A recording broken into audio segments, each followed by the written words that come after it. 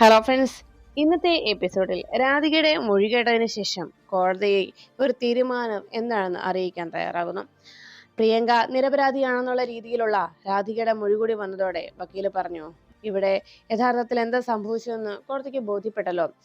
രവി മാസ്റ്ററും സ്റ്റണ്ട്മാൻ രവി മാസ്റ്ററും തന്റെ കൂട്ടാളികളും ചേർന്നുണ്ടായ പ്രശ്നത്തിന് അബദ്ധവശാൽ എൻ്റെ കക്ഷി വന്ന് ഇടപെട്ട് പോവുകയാണ് ചെയ്തത്. അബദ്ധവശാൽ വന്ന് അതിൽ പെടുകയായിരുന്നു.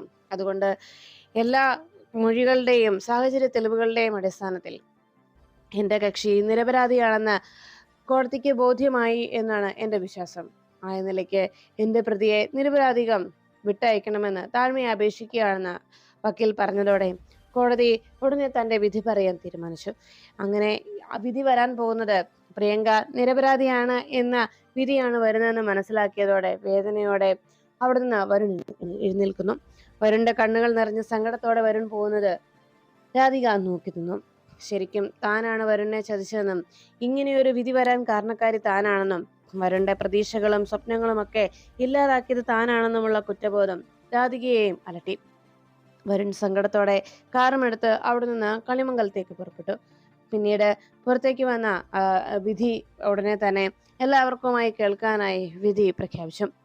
ഇവിടെ സാഹചര്യ തെളിവുകളുടെയും വാദങ്ങളുടെയും മൊഴികളുടെയും അടിസ്ഥാനത്തിൽ പ്രതിയായി കരുതിയിരുന്ന പ്രിയങ്ക നിരപരാധിയാണെന്നും മാത്രമല്ല കൂട്ടുപ്രതികളായി കണ്ടിരുന്ന പ്രതാപനും ക്രിസ്റ്റിക്കും തുടർ നടപടികൾ അവർക്കെതിരെ ഉണ്ടാകുമെന്നും കോടതി വിധിക്കുന്നു എന്ന് പറഞ്ഞു. അങ്ങനെ പ്രിയങ്കയെ നിരപരാധിയായി വിട്ടയച്ചു എന്നുള്ള വിധി വന്നതോടെ പ്രിയങ്കയ്ക്ക് ഒത്തിരി സന്തോഷമാകും. രാധിക അപ്പോഴേക്കും പുറത്തേക്ക് ഇറങ്ങി വന്നു.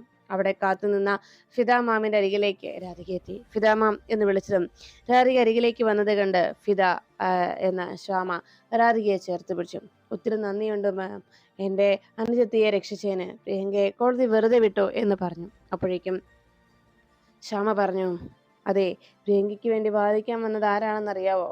ഗൗതമൻ എന്ന വക്കീലാണ്. അദ്ദേഹം ഇന്നേ വരെ ഇതുപോലെയുള്ള ഒരു കേസും അദ്ദേഹം വാദിക്കാൻ തയ്യാറായിട്ടില്ല.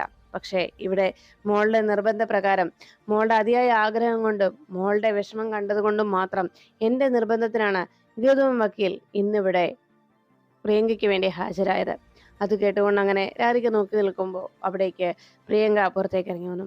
ഈ സമയം പ്രോസിക്യൂഷൻ ഭാഗം വാദിച്ച വക്കീലും SI സാറും കൂടി ആകെ ടെൻഷനോടെ സംസാരിച്ചു. എന്തൊക്കെയാണ് സാർ ഇവിടെ നടക്കുന്നത്? പ്രതികളെ പിടികൂടണമെന്നും നീതി നടപ്പിലാക്കണമെന്നും സത്യം വിജയിക്കണമെന്നുമൊക്കെ ഘോരഘോരം പറയുന്ന ജനങ്ങൾ തന്നെ തന്റെ പ്രിയപ്പെട്ടവർ പ്രതികളായി മാറുന്ന സാഹചര്യത്തിൽ അവർ സത്യത്തെ വളച്ചൊടിക്കാനും അവരെ രക്ഷിക്കാനുമാണ് കൂടുതൽ മുൻകൈ എടുക്കുന്നത്. പിന്നെ ഈ വേഷമിട്ട് നടക്കുന്ന നമ്മൾ ഇത്രയേറെ കഷ്ടപ്പെട്ട് പ്രതികളെ പിടികൂടി സത്യം കണ്ടെത്തി കോടതിയിൽ ഹാജരാക്കുമ്പോൾ ആ സത്യത്തിന് യാതൊരു വിലയും കൽപ്പിക്കാതെ പ്രതികളായിട്ടുള്ളവരെ നിരുപാധികം വിട്ടയക്കുന്ന പ്രവണത ഇന്ന് ഈ ലോകത്ത് കൂടുതലായി കാണുകയാണ് സർ. ഇതൊക്കെ നമ്മൾ എന്തിനു പിന്നെ ഇവർക്ക് പിന്നാലെ ഈ ഓട്ടവും പരക്കം പാച്ചിലും നടത്തണം എന്ന് SI സംസാരിക്കുമ്പോൾ സ്വതന്ത്രയായ സന്തോഷത്തിൽ പ്രിയങ്ക പുറത്തേക്ക് ഇറങ്ങി വന്നു. പ്രിയങ്ക അവിടേക്ക് വരുന്നത് കണ്ട് SIയും വക്കീലും ദേഷ്യത്തോടെ പ്രിയങ്കയെ നോക്കി. പ്രിയങ്ക ഒന്നും സംസാരിക്കാതെ അവരെ കടന്ന് നേരെ രാധികക്കരികിലേക്ക് ചെന്നു. രാധിക അവിടെ ഫിദാമാമനോട് സംസാരിച്ച് നിൽക്കുന്നത് കണ്ട് പ്രിയങ്ക അവിടെ നിന്ന് വിളിച്ചു, ചേച്ചി. ആ വിളി കേട്ടതും രാധിക പ്രിയങ്കയെ നോക്കി. സന്തോഷത്തോടെ പ്രിയങ്ക രാധികക്കരികിലേക്ക് ഓടിയെത്തി. രാധികയെ കെട്ടിപ്പിടിച്ച്, ചേച്ചി, ചേച്ചി കാരണമാണ് ഞാൻ രക്ഷപ്പെട്ടത്. അവസാനം ചേച്ചി വന്നല്ലോ എന്നെ രക്ഷിക്കാൻ. ചേച്ചിക്ക് മനസ്സിലായല്ലോ ഞാൻ നിരപരാധിയാണെന്ന് എന്ന് പ്രിയങ്ക പറയുമ്പോൾ എല്ലാ സത്യങ്ങളും തിരിച്ചറിഞ്ഞിട്ടും പ്രിയങ്ക തന്നോട് ചെയ്ത കുറ്റം താൻ തിരിച്ചറിഞ്ഞിട്ടും ഇപ്പോഴും താൻ നിരപരാധിയാണെന്ന് തന്നെ തെറ്റിദ്ധരിപ്പിക്കാനുള്ള പ്രിയങ്കയുടെ നീക്കം കണ്ട് പുച്ഛത്തോടെ രാധിക ചിരിച്ചു. അപ്പോൾ അപ്പുറേക്ക് മാറി നിന്ന ഫിദാമ്മ പറഞ്ഞു, പ്രിയങ്ക ഒരു കാര്യം മനസ്സിലാക്കണം. ഇപ്പോ രാധിക മോള് കാരണമാണ് പ്രിയങ്ക രക്ഷപ്പെട്ടത്. ഇവിടെ രാധിക മോള് തന്നെയാണ് വിജയിച്ചതും. പക്ഷേ ഒന്നോർക്കുക, ഇപ്പോ പ്രിയങ്ക രക്ഷപ്പെട്ടെങ്കിലും ഇവിടെ യഥാർത്ഥ സത്യം എന്താണെന്നും ശരിക്കും സംഭവിച്ചത് എന്താണെന്നും പ്രിയങ്കയ്ക്ക് മാത്രമേ അറിയൂ. ഇനിയും അങ്ങനെയുള്ള പ്രവൃത്തികൾ ആവർത്തിക്കാതെ നോക്കേണ്ടത് പ്രിയങ്കയാണ്. പിന്നെ പ്രിയങ്ക രാധിക മോളെ ചേച്ചി എന്ന് വിളിക്കുമ്പോഴും സ്നേഹിക്കുമ്പോഴും അതിൽ എത്രത്തോളം ആത്മാർത്ഥതയുണ്ടെന്നും അത് സത്യസന്ധമാണോ എന്നും ആർക്കും പറയാനാവില്ല. എന്നാൽ പ്രിയങ്കയോടുള്ള രാധിക മോളുടെ സ്നേഹം, ഒരു അനുജത്തിയോടുള്ള കരുതലും സ്നേഹവും അത് ആത്മാർത്ഥമായിട്ടും സത്യസന്ധമായിട്ടും തന്നെയാണ്. അതുകൊണ്ടാണ് ഇന്ന് പ്രിയങ്കയെ ജയിലിലേക്ക് പറഞ്ഞയക്കരുതെന്ന് പറഞ്ഞ് എൻ്റെ അരികിലെത്തിയതും എൻ്റെ മോളുടെ സന്തോഷത്തിന് വേണ്ടി ഞാൻ അതിന് തയ്യാറായതും എന്ന് ശ്യാമ പ്രിയങ്കയോട് പറയുന്നു. അങ്ങനെ സംസാരിച്ചുകൊണ്ട് നിൽക്കുമ്പോഴാണ് അവിടേക്ക് മുത്തശ്ശി എത്തിയത്. മോളെ പ്രിയങ്കയെ എന്ന് വിളിച്ച് മുത്തശ്ശി അരികിലേക്ക് എത്തി പ്രിയങ്കയെ കെട്ടിപ്പിടിച്ച് സന്തോഷം അറിയിച്ചു. അങ്ങനെ സന്തോഷിച്ചങ്ങനെ നിൽക്കുമ്പോൾ ഉടനെ മുത്തശ്ശിയോട് പ്രിയങ്ക പറഞ്ഞു, അവസാനം നമ്മുടെ ഭാഗം വിജയിച്ചു, സത്യം എന്താണെന്ന് പുറത്തു വന്നല്ലോ, സത്യം തന്നെ ജയിച്ചല്ലോ എന്ന് മുത്തശ്ശി പറയുന്നത് കേട്ട് ഫിദാമ്മ പറഞ്ഞു, മുത്തശ്ശി ഒരു കാര്യം നിങ്ങൾ മനസ്സിലാക്കണം, നിങ്ങൾ എങ്ങനെയാണ് പെരുമാറുന്നതെന്നറിയില്ല, പക്ഷേ പ്രിയങ്ക മോളോട് ഇനിയെങ്കിലും രാധിക മോളുടെ സ്നേഹവും രാധിക മോളോട് എങ്ങനെ പെരുമാറണമെന്നും ഇനിയെങ്കിലും നിങ്ങൾ പറഞ്ഞ് മനസ്സിലാക്കി കൊടുക്കണം. പ്രിയങ്കയുടെ മനസ്സിലെ തെറ്റിദ്ധാരണകൾ മാറ്റി കൊടുക്കണം. അതാണ് നിങ്ങൾ ചെയ്യേണ്ടത്. രാധികയോടുള്ള പ്രിയങ്കയുടെ സമീപനത്തിൽ പലപ്പോഴും പ്രശ്നങ്ങൾ ഉണ്ടാവുകയും രാധികയെ അപായപ്പെടുത്താനും ഉപദ്രവിക്കാനും ഒക്കെ പലതവണ പ്രിയങ്ക ശ്രമിക്കുകയും ചെയ്തിട്ടുണ്ടെന്നറിയാം. എങ്കിലും ഇന്ന് ഇവിടെ വിജയിച്ചത് പ്രിയങ്കയല്ല, മറിച്ച് രാധിക മോൾ തന്നെയാണ്. രാധിക മോളുടെ ആ സ്നേഹവും പ്രിയങ്കയോടുള്ള സ്നേഹവും വീട്ടുകാരോടുള്ള സ്നേഹവും ഒക്കെയാണ് ഇന്നിവിടെ പ്രിയങ്കയെ രക്ഷിച്ചത്. യഥാർത്ഥത്തിൽ രാധിക തന്നെയാണ് വിജയിച്ചത്. തന്നെ അപായപ്പെടുത്താൻ ശ്രമിക്കുന്നവരോടും തന്നെ ദ്രോഹിക്കുന്നവരോടും നല്ല മനസ്സോടെയാണ് രാധിക മോള് പെരുമാറുന്നത്. ശരിക്കും പ്രിയങ്ക മോളെ, തനിക്ക് ഇങ്ങനെ ഒരു ചേച്ചിയെ കിട്ടിയതാണ് തൻ്റെ ഭാഗ്യം എന്ന് പറഞ്ഞു. എല്ലാം കേട്ടതിന് ശേഷം മുത്തശ്ശി പറഞ്ഞു, അതെ, എന്ത് ചെയ്യണം എങ്ങനെ ചെയ്യണം എന്നൊക്കെ എനിക്കറിയാം, അതിന് നിങ്ങളുടെ ഉപദേശമൊന്നും വേണ്ട എന്ന് മുത്തശ്ശി പറയുമ്പോൾ ഉടനെ ശ്യാമ പറഞ്ഞു, അല്ലെങ്കിലും നിങ്ങളെ ഉപദേശിച്ചിട്ടോ എന്തേലും പറഞ്ഞിട്ടോ ഒരു കാര്യവുമില്ല. അതുകൊണ്ട് പ്രിയങ്കയുടെ ഈ അധപതനത്തിനും പ്രിയങ്കയുടെ ഈ വിധിക്കുമൊക്കെ കാരണക്കാരി ഒരു രീതിയിൽ നിങ്ങൾ തന്നെയാണ് എന്ന് മുത്തശ്ശിയോട് ശ്യാമ പറഞ്ഞു. എന്തായാലും ഒന്ന് ഞാൻ നിങ്ങളോട് പറയാം, രാധിക എൻ്റെ മകളാണ്. അതുകൊണ്ട് തന്നെ അവളെ ഇനി ഈ രീതിയിൽ നിങ്ങൾ ആരെങ്കിലും ദ്രോഹിക്കുകയോ വേദനിപ്പിക്കുകയോ ചെയ്തെന്ന് ഞാൻ അറിഞ്ഞാൽ ഇതായിരിക്കില്ല ഇനി എൻ്റെ പ്രതികരണം. എൻ്റെ മോളുടെ സന്തോഷത്തിന് വേണ്ടി, എൻ്റെ മോൾക്ക് വേണ്ടി എന്ത് ചെയ്യാനും ഞാൻ തയ്യാറാണ് എന്ന് ഫിദാമ്മ പ്രിയങ്കയോടും മുത്തശ്ശിയോടും പറഞ്ഞു. അതിനുശേഷം രാധികയെ നോക്കി ഫിദ പറഞ്ഞു, മോളെ വാ, ഞാൻ മോളെ കൊണ്ടുപോകാം, ഞാൻ ആറ്റുവാശ്ശേരിയിൽ ആ വഴി പോകുമ്പോൾ ആറ്റുവാശ്ശേരിയിൽ മോളെ ഞാൻ ഇറക്കാം എന്ന് പറഞ്ഞ് രാധികയും വിളിച്ചുകൊണ്ട് ഫിദ അവിടെ നിന്ന് പോകുന്നു. അപ്പോഴേക്കും മുത്തശ്ശി പറഞ്ഞു, ഓ, അവളൊരു വക്കീലിനെ ഏർപ്പാട് ചെയ്തതിൻ്റെ അഹങ്കാര, അങ്ങനെ ഒരു വക്കീലിനെ ഏർപ്പാട് ചെയ്തതുകൊണ്ട് ഇനി നമ്മളെല്ലാവരും അവൾ പറയുന്ന അനുസരിച്ച് നിൽക്കണം എന്ന് അവൾ പറയുന്നത്, പിന്നെ അതിനിപ്പോൾ വേറെ ആളെ നോക്കണം, നീ വന്ന വെച്ചേ എന്ന് പറഞ്ഞ് മുത്തശ്ശി പ്രിയങ്കയും വിളിച്ചു കൊണ്ടുപോകുന്നു. പിന്നീട് രാധിക ആറ്റുവാശ്ശേരിയിലെത്തി. എല്ലാം അറിഞ്ഞ് ദേവനാരായണനും യശോദയും ഒന്നും മിണ്ടാതെ അങ്ങനെ ഇരിക്കുമ്പോൾ അകത്തേക്ക് വളരെ സന്തോഷത്തോടെ കയറി വരികയാണ് രാധിക അച്ഛനരികിലേക്ക് എത്തിയിട്ട് വിളിച്ചു, അച്ഛാ, പ്രിയങ്കയെ കോടതി വെറുതെ വിട്ടു. അത് കേട്ടതും ദേവനാരായണൻ പറഞ്ഞു, മോളെ, നീ അവൾക്ക് വേണ്ടി അവിടെ ചെന്ന് മൊഴി നൽകി അല്ലേ, നിന്നെ അവൾ ഉപദ്രവിക്കാൻ ശ്രമിച്ചില്ല എന്ന്. ആ മൊഴിയുടെ അടിസ്ഥാനത്തിലല്ലേ അവളെ വെറുതെ വിട്ടത്, എന്ന് വെച്ച് സത്യമല്ലാതാകുന്നില്ലല്ലോ എന്ന് ദേവനാരായണൻ ചോദിച്ചു. അപ്പോഴേക്കും ഉടനെ മോൾ എന്തിനാ അങ്ങനെ രക്ഷിച്ചത്, അവൾ ശിക്ഷിക്കപ്പെടണമായിരുന്നു, അവൾ ജയിലിൽ പോകണമായിരുന്നു എന്ന് ദേവനാരായണൻ പറയുമ്പോൾ യശോദ പറഞ്ഞു, അതേ മോളെ, ശരിക്കും അവൾ ഇതിനുള്ള ശിക്ഷ അർഹിക്കുന്നുണ്ട്. അവൾ ഇത്രത്തോളം വലിയ ക്രൂരതയാണ്, ഇത്രയും വലിയ ദ്രോഹമാണ് മോളെ ചെയ്തത്, പിന്നെ എന്തിനാ മോളെ നീ അവളെ രക്ഷപ്പെടുത്തിയത് എന്ന് യശോദയും രാധികയോട് ചോദിക്കുന്നു. ഇതെല്ലാം കേട്ടു നിൽക്കുന്ന രാധിക പറഞ്ഞു, അച്ഛാ, നിങ്ങൾ രണ്ടുപേരും അങ്ങനെ പറയുമ്പോഴും ഒരു കാര്യം എനിക്കറിയാം, ഉള്ളിൻ്റെ ഉള്ളിൽ അങ്ങനെ സംഭവിക്കരുതേ എന്ന പ്രാർത്ഥന ഇരുവരുടെയും മനസ്സിലുണ്ടെന്ന്. അച്ഛാ, ഞാൻ നിങ്ങളുടെ വളർത്തുമകളാണ്, എന്നെ മകളായി തന്നെയാണ് അച്ഛനും അമ്മയും സ്നേഹിക്കുന്നത്. പക്ഷേ ഇന്ന് ഈ രാധിക എന്ന് പറഞ്ഞ് ഞാൻ ഇവിടെ നിൽക്കുന്നെങ്കിൽ ഈ ജീവൻ എനിക്ക് തന്നത് എൻ്റെ അച്ഛനാണ്. അതുകൊണ്ട് അച്ഛനോടുള്ള കടപ്പാട് എത്ര തന്നാലും എത്ര പറഞ്ഞാലും മതിയാവില്ല. എൻ്റെ അച്ഛനോട് ഞാൻ പറഞ്ഞിട്ടില്ലേ, ഈ കുടുംബത്തിന് വേണ്ടി, എൻ്റെ അച്ഛന് വേണ്ടി ഈ ജീവൻ കൊടുക്കാൻ വരെ ഞാൻ തയ്യാറാണെന്ന്. അതുകൊണ്ട് പ്രിയങ്ക മോളെ രക്ഷിക്കേണ്ടത് എൻ്റെ കടമയാണ് അച്ഛാ. അച്ഛൻ എനിക്കിങ്ങനെ ഒരു ജീവിതം തരുമ്പോൾ, എന്നെ ഇങ്ങനെ അച്ഛനും അമ്മയും സ്നേഹിക്കുമ്പോൾ എനിക്കൊരു കടപ്പാട് അച്ഛനോടും അമ്മയോടുമില്ലേ. അവൾ ജയിലിലേക്ക് പോവുകയാണെങ്കിൽ, അച്ഛൻ പറഞ്ഞതുപോലെ പ്രിയങ്ക മോള് ജയിലിലേക്ക് പോവുകയാണെങ്കിൽ അച്ഛൻ എന്തെങ്കിലും ഒരു ദിവസം സമാധാനത്തോടെ കിടന്നുറങ്ങുമോ? ഏതെങ്കിലും ഒരു ദിവസം അച്ഛൻ സമാധാനത്തോടെ ഭക്ഷണം കഴിക്കുമോ? പറ, അമ്മയും പറ, നിങ്ങൾ രണ്ടുപേരും അങ്ങനെ എന്തെങ്കിലും സമാധാനം എന്തെന്ന് ഈ വീട്ടിൽ അറിയുമോ എന്ന് ചോദിച്ചപ്പോൾ ഉത്തരം മുട്ടി നിൽക്കുകയാണ് ദേവനാരായണനും യശോദയ്ക്കും. ഉടനെ രാധിക പറഞ്ഞു, അച്ഛാ, അവൾ കൊച്ചുകുട്ടിയല്ലേ, അവളെ എൻ്റെ കൂടെ ഞാൻ ഇത്രയും നാളും ഇന്നലെ വരെ അവളെ കെട്ടിപ്പിടിച്ചല്ലേ അച്ഛാ ഞാൻ കിടന്നുറങ്ങിയിട്ടുള്ളത്. അതുകൊണ്ട് എൻ്റെ കുഞ്ഞനുജത്തി എന്നോടൊരു തെറ്റ് ചെയ്താൽ അത് ക്ഷമിക്കേണ്ടതും എൻ്റെ കടമയല്ലേ അച്ഛാ എന്ന് പറഞ്ഞ് രാധിക പ്രിയങ്കയെ ന്യായീകരിച്ച് സംസാരിക്കുന്നു. അപ്പോഴാണ് ആറ്റുവാശ്ശേരിയിലേക്ക് ഓട്ടോയിൽ വന്നിറങ്ങുന്നത് മുത്തശ്ശിയും പ്രിയങ്കയും. ഓട്ടോയിൽ നിന്ന് ഇറങ്ങിയതിന് ശേഷം മുത്തശ്ശി പ്രിയങ്കയോട് പറഞ്ഞു, അതെ, ഇപ്പോ ആ അസത്ത് ഇവിടെ വന്ന് എന്തെങ്കിലുമൊക്കെ പറഞ്ഞു കൊടുത്തിട്ടുണ്ടാവും. ദേവനാരായണനോട് നിന്നോടിപ്പോ വല്ലാത്ത ദേഷ്യവും കാണും. പക്ഷെ നിന്റെ അവർക്ക് മുന്നിലുള്ള അഭിനയം, നിന്റെ കണ്ണീരോടെയുള്ള മാപ്പ് ചോദിക്കൽ, അത് നീ എത്രത്തോളം ഭംഗിയായി ചെയ്യുന്നു അത്രയും പെട്ടെന്ന് നിന്നോടുള്ള ദേവന്റെ ദേഷ്യം ഇല്ലാതാകും. അതാണ് ഇനി നീ നോക്കേണ്ടതെന്ന് മുത്തശ്ശി പ്രിയങ്കയെ ഉപദേശിച്ചു.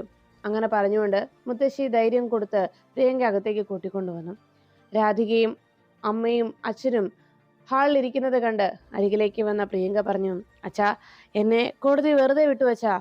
ഒടുവിൽ അവർക്ക് മനസ്സിലായി പോലീസുകാർ കെട്ടിച്ചമച്ചുണ്ടാക്കിയ തെളിവുകളും കഥകളുമായിരുന്നു അതെല്ലാമെന്ന്. ഞാൻ ചേച്ചിയെ ഉപദ്രവിക്കാൻ ശ്രമിച്ചെന്ന് പറഞ്ഞത് അവരുടെ വെറും ഒരു കണ്ടെത്തലായിരുന്നു. അവർ മനഃപൂർവ്വം കെട്ടിച്ചമച്ച കഥയായിരുന്നു എന്ന്. സത്യം എന്താണെന്ന് ചേച്ചി തന്നെ വന്ന് കോടതിയിൽ വെളിപ്പെടുത്തി. ഞാൻ നിരപരാധിയാണെന്ന് കോടതിക്ക് മനസ്സിലായി അച്ഛാ. അച്ഛൻ എന്നിട്ടും എന്നോട് എന്താ ഒന്നും മിണ്ടാത്തത് എന്നിപ്പോ ചോദിച്ച് വേഗം യശോദയുടെ അരികിലേക്ക് എത്തി. പ്രിയങ്ക താൻ നിരപരാധിയാണെന്നും തന്നെ കോടതി വെറുതെ വിട്ടുവെന്നുമുള്ള സന്തോഷം അറിയിച്ചു. എന്നിട്ടും രണ്ടുപേരുടെയും മുഖത്ത് യാതൊരു ഭാവവ്യത്യാസവും കാണുന്നില്ല. ഉടനെ പ്രിയങ്ക ചോദിച്ചു, അച്ഛാ, അച്ഛനിപ്പോഴും എന്നെ വിശ്വസിക്കാൻ കഴിയുന്നില്ലേ? ഞാൻ പറഞ്ഞത് സത്യമാണെന്ന് അച്ഛന് തോന്നുന്നില്ലേ എന്ന് ചോദിച്ചതും ഉടനെ ദേവനാരായണൻ വേഗം പ്രിയങ്കയുടെ കർണത്തടിച്ചു. എന്നിട്ട് പറഞ്ഞു, അതെ, നിന്നെ വെറുതെ വിട്ടു അല്ലേ? നിന്നെ വെറുതെ വിട്ടത് കോടതിയല്ല, എൻ്റെ രാധിക മോളാണ്. രാധിക മോളോടുള്ള സ്നേഹവും കരുതലുമാണ് ഇപ്പോ നിന്നെ വെറുതെ വിടാനുള്ള കാരണം. രാധിക മോളുടെ സ്നേഹം അല്ല. ഇവിടെ ഇപ്പോ അമ്മ എപ്പോഴും പറയാറുണ്ടല്ലോ, ഞാൻ രാധിക മോളെ കൂടുതൽ സ്നേഹിക്കുന്നുവെന്ന്. പ്രിയങ്കയെ, നീ പറഞ്ഞു ഇപ്പോ ഈ പറഞ്ഞെല്ലാം സത്യമായിരുന്നു എന്ന്. ശരി, ഇതൊക്കെ സത്യമാണെന്ന് നിനക്ക് ഉറപ്പുണ്ടല്ലോ? ഇതാണല്ലോ സത്യം അല്ലേ? എങ്കിൽ നീ വന്നേ എന്ന് പറഞ്ഞ് പ്രിയങ്കയെ വലിച്ചുകൊണ്ട് ദേവനാരായണൻ പൂജാമുറിക്ക് മുന്നിലേക്ക് എത്തി. അവിടുത്തെ ഭഗവാന്റെ പ്രതിഷ്ഠയ്ക്ക് മുന്നിൽ, ആ വിഗ്രഹത്തിന് മുന്നിൽ നിർത്തിയിട്ട് പ്രിയങ്കയോട് പറഞ്ഞു, ശരി, നീ ഈ പറഞ്ഞതൊക്കെയാണ് സത്യമെങ്കിൽ ഭഗവാന്റെ മുന്നിൽ നിന്ന് നീ സത്യം ചെയ്യേ, ഈ പറഞ്ഞതൊക്കെ സത്യമായിരുന്നു എന്ന്, നിന്റെ ഭാഗത്ത് ഒരു തെറ്റും സംഭവിച്ചിട്ടില്ല എന്ന് പറഞ്ഞപ്പോ എല്ലാവരും ആകെ ഞെട്ടലോടെ നോക്കി നിൽക്കുന്നു. ഉടനെ പ്രിയങ്ക വേഗം ഭഗവാന്റെ ആ വിഗ്രഹത്തിന് മുന്നിലേക്ക് വന്ന് ഭഗവാനെ തൊട്ട് കണ്ണീരോടെ പ്രിയങ്ക പറഞ്ഞു, എല്ലാം ചെയ്തത് ഞാൻ തന്നെയാണ്. അത് കേട്ടതും എല്ലാവരും ഞെട്ടി. ചേച്ചി എനിക്ക് പകരം സിനിമയിൽ അഭിനയിക്കാൻ പോയപ്പോൾ എനിക്ക് ചേച്ചിയോട് പക തോന്നി, എനിക്ക് ചേച്ചിയോട് വിരോധം തോന്നി, വെറുപ്പായി. ചേച്ചിയുടെ കാല് പിടിച്ച് കരഞ്ഞ് ഞാൻ പറഞ്ഞു ഈ സിനിമയിൽ അഭിനയിക്കരുതെന്ന്. പക്ഷെ ചേച്ചി അത് കേട്ടില്ല. എന്നേക്കാൾ കൂടുതൽ യോഗ്യതയും എന്നേക്കാൾ കൂടുതൽ സ്ഥാനമാനങ്ങളും കൂടുതൽ സ്നേഹവും അങ്ങനെ ചേച്ചിക്ക് പ്രശസ്തിയും ഒക്കെ ഉണ്ടാകുന്നത് കണ്ടപ്പോൾ എനിക്കത് സഹിച്ചില്ല. എൻ്റെ മനസ്സിലുണ്ടായിരുന്ന വെറുപ്പും ദേഷ്യവും ഒക്കെ പകയായി വളർന്നു. അതുകൊണ്ട് ചേച്ചിക്കെതിരെ ഞാൻ അങ്ങനെ ചെയ്തത് എന്ന് പ്രിയങ്ക പറഞ്ഞു. ഇത് കേട്ടതും ദേവനാരായണൻ പറഞ്ഞു, മതി, നിർത്ത്. ഇത്രയൊക്കെ കേട്ടപ്പോ ഇപ്പൊ എല്ലാവർക്കും മനസ്സിലായല്ലോ, അമ്മയ്ക്ക് മനസ്സിലായല്ലോ എന്താ യഥാർത്ഥത്തിൽ സംഭവിച്ചതെന്ന്. ഇത്രയും നീചമായ മനസ്സുള്ള, ഇത്രത്തോളം വൃത്തികെട്ട ചിന്താഗതിയും ഇതുപോലെ വൃത്തികെട്ട രീതിയിൽ ചിന്തിക്കുകയും ചെയ്യുന്ന ഇവളെയാണോ അമ്മ ഇത്രയും ദിവസം ന്യായീകരിച്ചത്? ഇവളെയാണോ അമ്മ രക്ഷിക്കാൻ നോക്കിയത്? ഒരു കാര്യം അമ്മ മനസ്സിലാക്കണം, ഇന്ന് ഈ ലോകത്ത് തൻ്റെ കൂടപ്പിറപ്പിന് യോഗ്യതയില്ല എന്ന് പറഞ്ഞ് വേദനിക്കുന്നവരും കുറ്റപ്പെടുത്തുന്നവരും വിഷമിക്കുന്നവരും ധാരാളമുണ്ട്. എന്നാൽ തൻ്റെ കൂടപ്പിറപ്പിന് യോഗ്യത കൂടിപ്പോയെന്ന് പറഞ്ഞ് ഇതുപോലെ ഒരു പ്രവൃത്തി ചെയ്യുന്ന ആദ്യത്തെ ആള് നീയാണ് എന്ന് ദേവനാരായണൻ പ്രിയങ്കയോട് പറയുന്നു. അങ്ങനെ ദേഷ്യപ്പെട്ടുകൊണ്ട് ദേവനാരായണൻ പുറത്തേക്ക് പോകുമ്പോൾ പ്രിയങ്ക അരികിലേക്ക് എത്തി. എല്ലാവരും ഹാളിലേക്ക് വന്നതും ഉടനെ മുത്തശ്ശി പറഞ്ഞു, ദേവ, മോള് പറഞ്ഞില്ലേ അവൾക്കൊരു തെറ്റ് പറ്റി പോയതാണെന്ന്, അവളുടെ അറിവില്ലായ്മ കൊണ്ട് പറ്റിയതാണെന്ന്, നിനക്കത് ക്ഷമിച്ചൂടെ എന്ന് ചോദിക്കുമ്പോൾ ദേവനാരായണൻ പറഞ്ഞു, കണ്ടോ, അമ്മ ഇപ്പോഴും അവളെ ന്യായീകരിച്ചാണ് പറയുന്നത്. ഉടനെ മുത്തശ്ശി പറഞ്ഞു, അതെ, നിന്നോ മനസ്സിൽ മറ്റു പലരും വന്ന് പറഞ്ഞിട്ടുണ്ടാകും. അതോ ഇവളാണോ നീ അങ്ങനെയൊക്കെ നിന്നോട് ഇങ്ങനെയൊക്കെ പെരുമാറാനായിട്ട് പറഞ്ഞത് എന്ന് പറഞ്ഞതും ദേവനാരായണൻ ചോദിച്ചു, നാണമില്ലേ അമ്മേ? അമ്മയുടെ മനസ്ഥിതി എന്താ ഇപ്പോഴും മാറാത്തത്? അതോ ഇനി ഒരിക്കലും ഇങ്ങനെ മാറില്ലേ?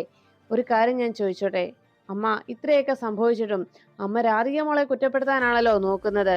ഇത്രയും നീചമായ മനസ്സാണോ അമ്മയുടേത്? ഒരു മനുഷ്യന്റെ മനസ്സും ഒരു മനുഷ്യന്റെ ചിന്തകളും പ്രവൃത്തികളും എനിക്ക് മനസ്സിലാക്കാൻ കഴിയും. പക്ഷേ അമ്മ ഈ കാണിക്കുന്ന ഈ ക്രൂരത അത് ഒരു മനുഷ്യന് പറ്റിയതല്ല. ഇത്രയും നീചമായ ചിന്തയും പ്രവൃത്തിയും അമ്മയ്ക്കുണ്ടെങ്കിൽ ഒരിക്കലും ഒരു കാലത്തും അമ്മ ഇനി നന്നാകാൻ പോകുന്നില്ല എന്നാണ് എനിക്ക് മനസ്സിലാവുന്നത്. എനിക്ക് അമ്മയോട് പോലും പുച്ഛം തോന്നുകയാണെന്ന് ദേവനാരായണൻ അറിയിച്ചു. അപ്പോഴേക്കും യശോദ പ്രിയങ്കയെ പിടിച്ചു വലിച്ചുകൊണ്ട് പ്രിയങ്കയുടെ പുറത്ത് തല്ലിക്കൊണ്ട് മുഖത്തും കർണത്തുമൊക്കെ തല്ലി, നീ ഇനി ഈ വീട്ടിൽ വേണ്ട, ഇറങ്ങടി ഇവിടുന്ന്, ഇങ്ങനെയൊരു മകൾ ഞങ്ങൾക്കിനി ഇല്ല എന്ന് പറഞ്ഞ് പ്രിയങ്കയോട് വീട് വിട്ട് ഇറങ്ങി പോകാനായി യശോദ പറയുന്നു. ഇതെല്ലാം കണ്ടു നിൽക്കുന്ന രാധിക പറഞ്ഞു, അച്ഛാ അമ്മേ എന്തൊക്കെ ഈ പറയുന്നത്? അവൾ പാവമല്ലേ? കുഞ്ഞുനാൾ മുതൽ എന്തെല്ലാം പ്രവൃത്തികൾ അവൾ ചെയ്തിട്ടുണ്ട്. ഗ്ലാസ് പൊട്ടിച്ചിട്ട് അവസാനം അച്ഛനോടും അമ്മയോടും ചേച്ചി അത് പൊട്ടിച്ചെന്ന് പറയാറുണ്ടായിരുന്നില്ലേ? പാഠപുസ്തകം വലിച്ചു കീറിയിട്ട് ഞാനാണത് ചെയ്തെന്ന് പറഞ്ഞ് അച്ഛൻ്റെ അമ്മയുടെയും വഴക്ക് എനിക്ക് മേടിച്ചു തരാറുണ്ടായിരുന്നില്ലേ? അങ്ങനെയൊക്കെ കൊച്ചു കൊച്ചു കുസൃതികൾ കാണിച്ചു നടന്നിരുന്ന ഇവൾ ഇപ്പോഴും ഒരു ചെറിയ കുസൃതി കാട്ടിയെന്നേ എനിക്ക് ചിന്തിക്കാൻ കഴിയൂ. അതുകൊണ്ട് അച്ഛനും അമ്മയും അവളോട് ക്ഷമിക്ക്. നമ്മളല്ലാതെ വേറെ ആരാണ് വെച്ചാൽ അവളോട് ക്ഷമിക്കുന്നത് എന്ന് രാധിക പറഞ്ഞു. ഉടനെ ദേവനാരായണൻ സുകുമാരിയെ നോക്കിയിട്ട് പറഞ്ഞു, കണ്ടില്ലേ അമ്മേ, അല്ല അമ്മയ്ക്ക് എപ്പോഴും പരാതിയുള്ളത് ഞാൻ പ്രിയങ്ക മോളേക്കാൾ കൂടുതൽ രാധിക മോളെ സ്നേഹിക്കുന്നു എന്നല്ലേ? എന്നാൽ എല്ലാരും കേട്ടോ എന്ന് പറഞ്ഞ് ദേവനാരായണൻ വേഗം രാധികയുടെ അരികിലേക്ക് ചെന്നു. എന്നിട്ട് രാധികയെ ചേർത്ത് പിടിച്ചിട്ട് പറഞ്ഞു, അതെ, ഞാൻ എൻ്റെ ജീവിതത്തിൽ ഏറ്റവും കൂടുതൽ സ്നേഹിക്കുന്നത് എൻ്റെ രാധിക മോളെ തന്നെയാണ്. ഞാൻ അഭിമാനത്തോടും അന്തസ്സോടും പറയുന്നത് എൻ്റെ മോളെ കുറിച്ചാണ്. ഈ ദേവനാരായണൻ തിരുമേനിയുടെ അന്തസ്സുള്ള മകളാണ് രാധിക എന്ന് പറഞ്ഞ് ദേവനാരായണൻ മകളെ ചേർത്ത് പിടിച്ചു. ഇവളെക്കാളേറെ, പ്രിയങ്കയെക്കാളേറെ, ആരെക്കാളേറെയും ഞാൻ സ്നേഹിക്കുന്നത് എൻ്റെ മോളെ തന്നെയാണ് എന്ന് ദേവനാരായണൻ പറഞ്ഞു. അപ്പോഴേക്കും അത് കേട്ട് നിന്ന് യശോദ പറഞ്ഞു, അതെ, ദേവേട്ടൻ പറഞ്ഞത് തന്നെയാണ് എനിക്കും പറയാനുള്ളത്. മറ്റാരേക്കാളും, എന്തിന്, ഞാൻ പ്രസവിച്ച എൻ്റെ വയറ്റിൽ കുരുത്ത ഇവളെക്കാളേറെ ഞാൻ സ്നേഹിക്കുന്നതും ഞാൻ ഇഷ്ടപ്പെടുന്നതും എൻ്റെ മോള് രാധികയെ തന്നെയാണ്. അവളാണ് ഞങ്ങളുടെ മകൾ എന്ന് യശോദയും അറിയിച്ചു. ഇതെല്ലാം കേട്ടതിന് ശേഷം രാധിക പറഞ്ഞു, അച്ഛാ അമ്മേ, എന്താ അച്ഛാ, എന്തിനാ ഇങ്ങനെ പ്രിയങ്ക മോളെ വേദനിപ്പിക്കുന്നത് എന്ന് ചോദിച്ചതും അവളോട് ക്ഷമിച്ചൂടെ എന്ന് വീണ്ടും രാധിക ചോദിക്കുമ്പോൾ ദേവനാരായണൻ ഒന്നും മിണ്ടാതെ അകത്തേക്ക് പോന്നു. യശോദയെ നോക്കി അമ്മയെ എന്ന് രാധിക വിളിച്ചിട്ടും യശോദയും ഒന്നും മിണ്ടാതെ അകത്തേക്ക് പോന്നു. അപ്പോഴേക്കും പ്രിയങ്കയ്ക്കരികിലേക്ക് ചെന്ന് രാധിക പറഞ്ഞു, മോളെ പ്രിയങ്കയെ, അച്ഛനും അമ്മയും പറഞ്ഞൊന്നും നീ കാര്യമാക്കേണ്ടതില്ല. അവര് നിന്നെ ദേഷ്യപ്പെടുത്താനും നിന്നെ ഒന്ന് സങ്കടപ്പെടുത്താനും വേണ്ടി മാത്രം അങ്ങനെ പറഞ്ഞതാണ്. നീ അവർക്കരികിൽ ചെന്ന് അവരോട് സംസാരിക്ക്, മാപ്പ് ചോദിക്ക്. അച്ഛനും അമ്മയ്ക്കും നിന്നോട് പൊറുക്കാൻ കഴിയും. അവർക്ക് നിന്നെ തള്ളിക്കളയാനാവില്ല. രണ്ടുപേരും നിന്നോട് ക്ഷമിക്കും എന്ന് പറഞ്ഞ് രാധിക പ്രിയങ്കയോട് അച്ഛൻ്റെ അമ്മയുടെ അടുത്ത് ചെന്ന് ക്ഷമ ചോദിക്കാനായി പറഞ്ഞു വിടുന്നു. രാധിക പറഞ്ഞത് കേട്ട് പ്രിയങ്ക അകത്തേക്ക് പോകുമ്പോൾ അവിടെ നിന്ന് സുകുമാരി കലിയോടെ രാധികയെ നോക്കുന്നു. രാധിക ആകെ വേദനയോടെ നേരെ പൂജാമുറിയിലേക്ക് എത്തി. ഭഗവാനെ, എൻ്റെ അച്ഛൻ ആഗ്രഹിക്കുന്നത് എന്നും ഈ കുടുംബത്തിൽ സമാധാനം ഉണ്ടാകണമെന്ന് തന്നെയാണ്. എൻ്റെ കൃഷ്ണ, അച്ഛൻ ആഗ്രഹിക്കുന്ന ആ സന്തോഷവും സമാധാനവും എന്നും ഈ വീട്ടിലുണ്ടാകണേ എന്ന് ഭഗവാനോട് കരഞ്ഞു പ്രാർത്ഥിക്കുന്നു രാധിക.